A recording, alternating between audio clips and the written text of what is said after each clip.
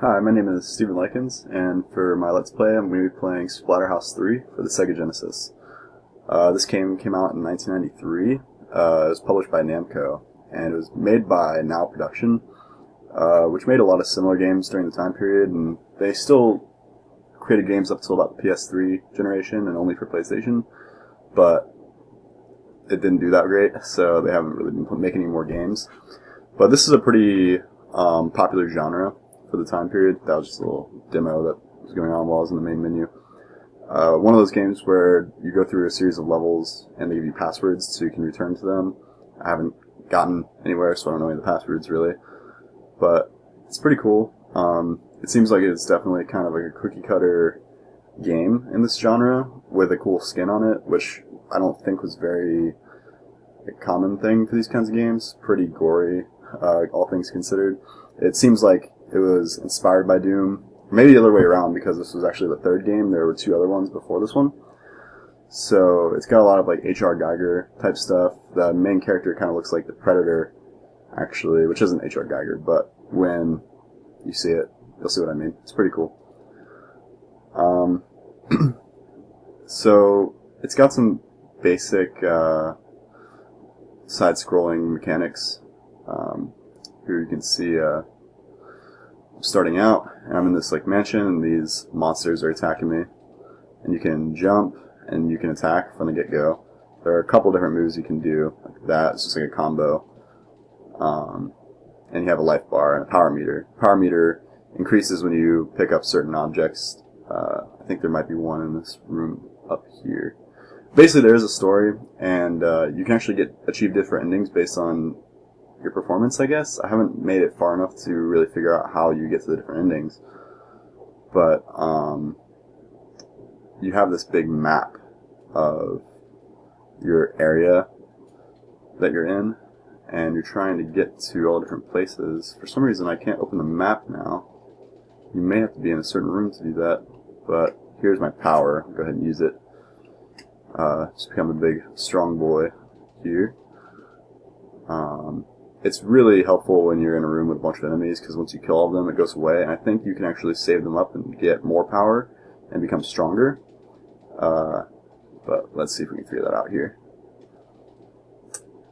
So this was like a game later on in the history of games. It wasn't made by one designer. There's like director and producers and designers and programmers and everything. The programmer is Haru Ohori. I don't know if I'm pronouncing that right. I just picked another power ball here. It was directed by Taiji Nagayama. I'm not sure what other games he's done. I looked on Wikipedia and I didn't really recognize any of the titles, but I think a lot of them were released in Japan. But this game seemed to have been pretty popular in the United States, especially with the popularity of the beat-em-up genre in general. Alright, let me get through here. I still can't open my map, so let's see if I can get over here without dying. Get back to my starting room, because I know for sure that I opened my map in there. I'm actually using my Xbox controller with this online program to emulate it, so I'm not sure how good the one-to-one mapping on those controls is. I tried changing them, but it didn't seem to work very well. I just don't like using my mouse and keyboard for these things. Alright. So this looks interesting. It seems like these enemies are the weaker ones, but I feel like they have more health than the first ones I was fighting did, even though they look the same. I guess this green stuff is kind of like telling me how much health they have. It's supposed to be their blood or whatever. There's also red blood. I'm not really sure. That's about. There are a couple things I do like about this game. I feel like the aesthetic is pretty cool, but the gameplay itself is kind of repetitive. I'm kind of just slamming one button to attack these things using my power. So let's get back to that starting room. Here's a door. Okay, this is the starting room. Here's my map. I don't know why I can only open it in this room, but I guess I'm trying to get to the X. So let's work our way up there. I go right, and then up twice, left, up, right, left a bunch, then up. Alright, I'm not going to remember that, but let's try it out. Oof. Alright, let's pick this power up. So now I've got 2 bars. I look the same. Feels like I'm doing the same amount. Oh, he's dead already. Maybe not. Maybe I am bigger. I feel like I am. Alright. So that's done. Let's keep going up. I'm gonna die here soon. I'm not careful. Oh, I didn't mean to do that. Oh, I can pick that up.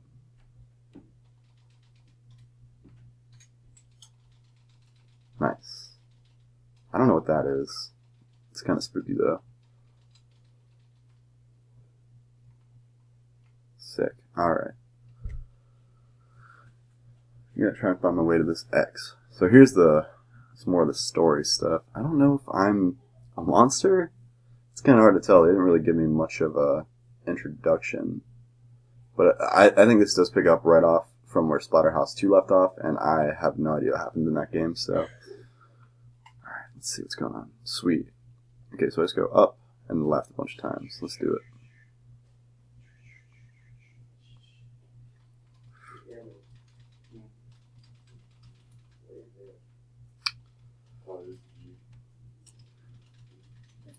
Hopefully I don't die. This guy is kind of scary looking, so... Okay, cool. Oh!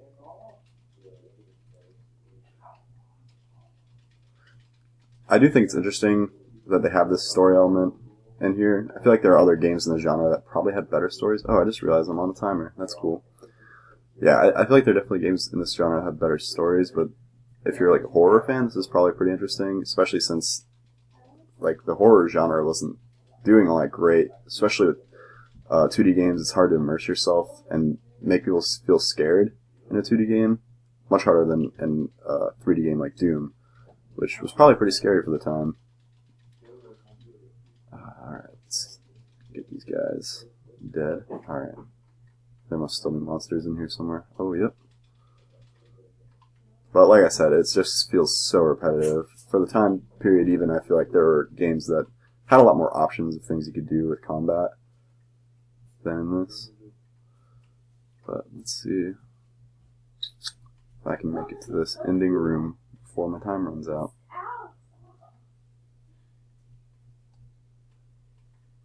Oh, yeah, these guys are scary. I'm gonna use my power up.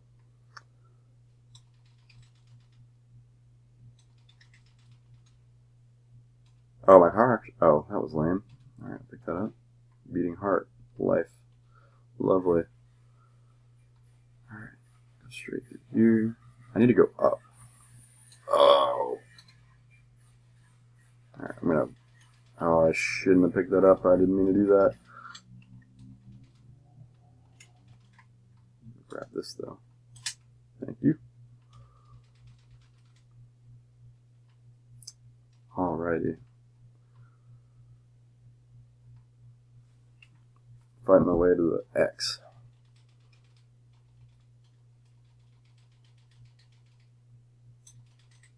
This is much easier with a controller. I was playing it with a mouse and keyboard earlier, and it was really, really hard.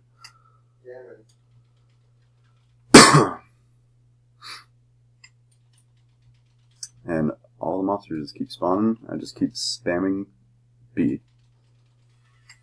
It's not that great, in all honesty.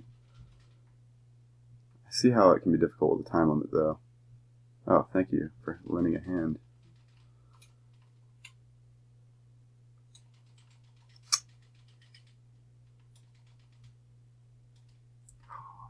Yep, I'm definitely not going to make it in time.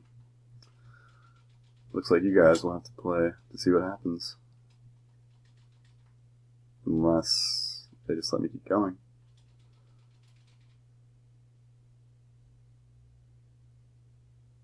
Oh, come on.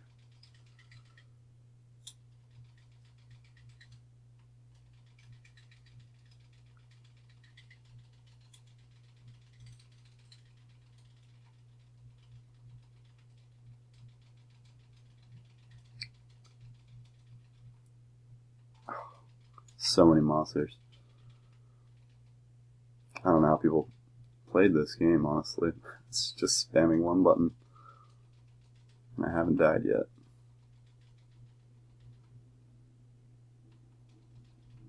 Thank you. Well, okay. I guess I didn't make it in time. That must be what the ending is. So that's good. This must be the boss, and I have barely any health. Oh, jeez. I'm so sorry for Jennifer.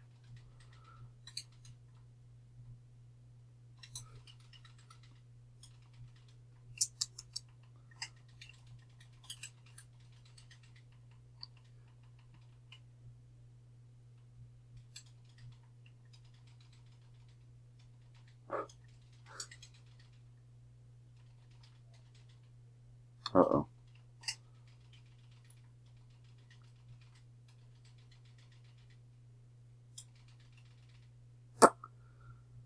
Well, there we have it. It was a little bit longer than I wanted it to be, but I wanted to make sure you guys got to see what was going on here. Oh, well, I guess I'm still alive. I'm not going to keep fighting this guy, though. I think you guys get the idea, which is kind of unfortunate. It seems like it would be a cool idea, but it's okay. Alright. Thank you for watching. Hope that you guys got an idea of this game, Splatterhouse 3.